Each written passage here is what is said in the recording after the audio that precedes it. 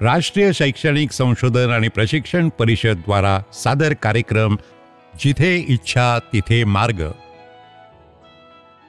हरी खूप सुंदर मातीची भांडी आणि मूर्ती बनवतो, पण काही दिवसांपासून तो खूप दुःखी होता. त्याचे काम नीट होत नाही. आपल्या पूर्वजांपासून सुरू असलेले मातीचे काम आता थांबावे लागेल असे वाटते. हरीची पत्नी लक्ष्मी खूप जास्त त्रासलेली आहे. लक्ष्मी खूप दिवसांपासून हरीकडे पाहत होती. काय प्रकरण आहे ते समजू शकली नाही. तिला राहवलं नाही. तिनं हरीला विचारलं, अहो ऐका, काय प्रकरण आहे? बरेच दिवस तुम्ही खूप अस्वस्थ दिसत आहात.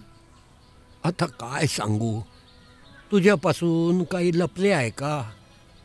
काही दिवसापूर्वी घरी परत असताना सावकाराने मला पकडले आणि या महिन्यात पैसे परत न केल्यास चाकासह सर्व सामान घेऊन जाईल असं त्यांनी सांगितलं. जुनी परंपरा आता खंडित होईल असे वाटते. ओहो, आणि गुडियालाही पैसे पाठवावे लागतात. मला वाटतं मला शहरात जाऊन काही काम बघू दे. शिकलो असतो तर खूप बरं झालं असतं. तेवढ्यातच गुडियाचा फोन येतो. हॅलो. हो बाळा. आई, बाबा, कसे आहात? तुम्हा दोघांना बघून किती दिवस झाले. यावेळी तुम्ही दोघेही स्वतः पैसे द्यायला या. तुम्हाला भेटून खूप मजा येईल.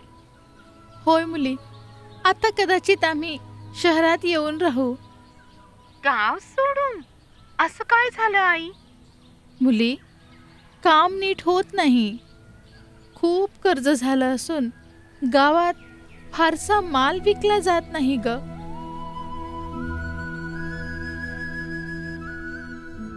बाबांना आपलं काम किती आवडतं हे गुडियाला माहीत होतं. त्याने आपली समस्या त्याच्या काही मित्रांना सांगितली.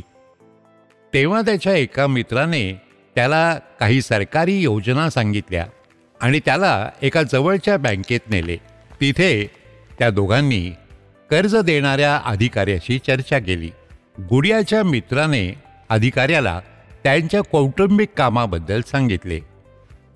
साहेब, अशी कोणतीही सरकारी योजना आहे का ज्याने मला मदत होऊ शकेल?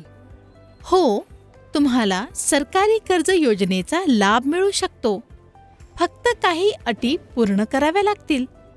त्यानंतर बँक अधिकाऱ्याने गुडियाला मुद्रा योजना आणि विश्वकर्मा योजनेबाबत सांगितले.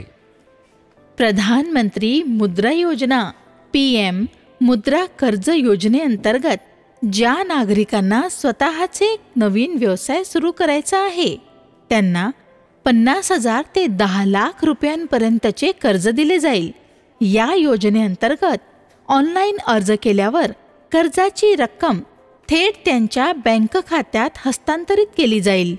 आणि प्रधानमंत्री विश्वकर्मा योजना पंतप्रधान विश्वकर्मा योजनेअंतर्गत देशातील कारागिरांना आर्थिक मदत दिली जाईल.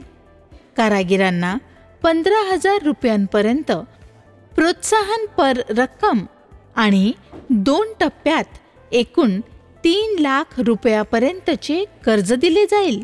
याशिवाय या योजनेअंतर्गत विपणन सहाय्यही दिले जाणार आहे. त्यांनी हे पण सांगितलं, मुद्रा योजनेसाठी अर्ज बँकेतून करता येईल. मात्र विश्वकर्मा योजनेसाठी अर्ज केवळ ऑनलाईनच होईल. गुडियाने मुद्रा योजनेसाठी अर्ज सादर केला, तसेच संबंधित कागदपत्रे. 15 दिवसात गुडियाला मुद्रा कर्ज मिळाले. आता तिला कसंही करून बाबांपर्यंत पोचायचे होते. बाबांचा हसरा चेहरा बघायचा होता. गावात पोचल्यावर तिने बाबांना मिठी मारली.